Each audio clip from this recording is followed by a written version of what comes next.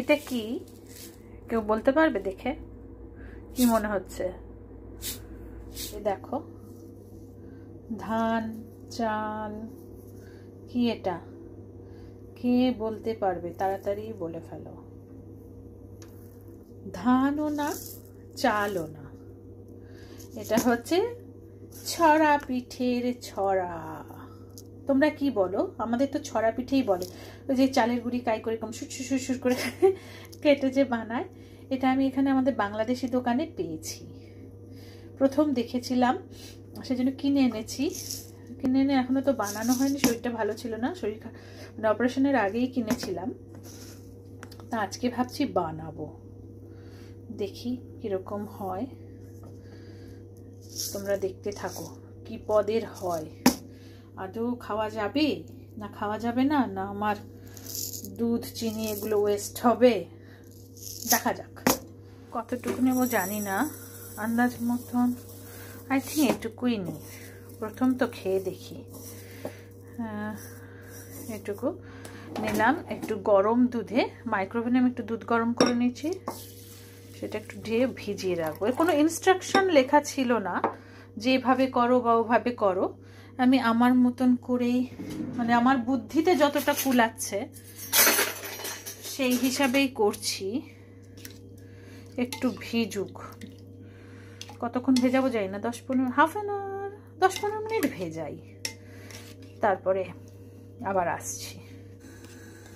Half an hour ভিজিয়েছি, এটা তো বেশি নরম হয়ে গেছে। বুঝতে পারছি না এটা দিয়েই করব, একদমই নরম হয়ে গেছে না। একটু আবার ফ্রেশ করে জাস্ট দুধের মধ্যে ঢেলে দেবো, সেটাই মনে হয় বেটার হবে। এটুকু ফেলে দিই, এটুকু চলে যাক, এটুকু দিয়ে কাজ হবে না, এটুকু নষ্ট। আমি আরেকটু দিয়ে করে ফেলি, কারণ এটুকু দুধ জল দেবো, ক্ষীর হবে, তারপর তো একেবারে যাতা হয়ে যাবে, তাই না? আমার ঘরে এইটুকু গুড় আছে, এটা না খেতে খুব ভালো। আমি এমনি মিষ্টির মতন যখন মিষ্টি খেতে ইচ্ছা করে একটু গুড় কামড়ে কামড়ে খেয়ে নিতাম। তো আজকে এইটুকু গুড় দিয়ে তো আর হবে না, ওই ছড়া পিঠেটা করবো একটুখানি। এইটুকু গুড়, এটা গুঁড়ো করে এই যে দুধ গরমে দিয়ে দিয়েছি, এর মধ্যে দেব দুধটা। এই গুড়টা আগে আমি ভেঙে নেব, একটু ভেঙে নিই, তারপর দুধের মধ্যে দিয়ে দিই। গুড়টা আমি অনেকভাবে কাটার চেষ্টা করলাম, আমার মানে চাকু দিয়ে দিয়ে, কিন্তু কাটতে পারলাম না। দুধের মধ্যে ঝটপাত করে দিয়ে দিলাম। আই হোপ এইটুকু গুড় ঠিক হবে। এটুকু মানে অনেকটাই। দেখো আমার চুটকুলি হাতার মধ্যে কি সুন্দর একটা পিঠের মতন, ছাঁচ পিঠের মতন বসে গেছে। ছাঁচ পিঠে দুধে দিয়ে দিলাম, দুধ সুন্দর মতো ফুটে গেছে, একটু গাঢ় গাঢ় হয়েছে। আগের বার যেটা ভিজিয়ে রেখে ঠিক আকাম করেছি, এবার আর তাই না।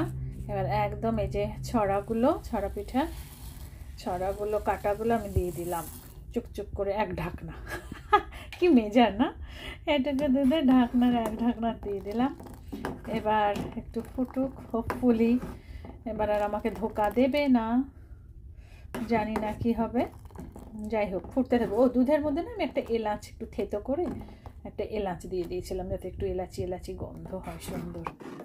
একদম স্লো আঁচে আমি জাল দিচ্ছি, আস্তে আস্তে দুধটাও ঘন হচ্ছে আর এই ছড়াগুলো একটু একটু করে সফট হচ্ছে।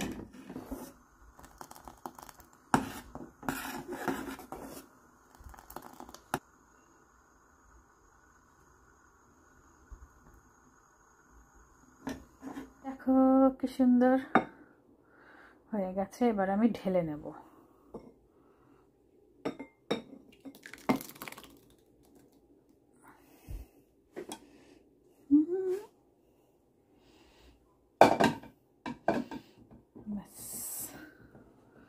আমার ছড়ার পায়েস পিঠা যা বলো রেডি।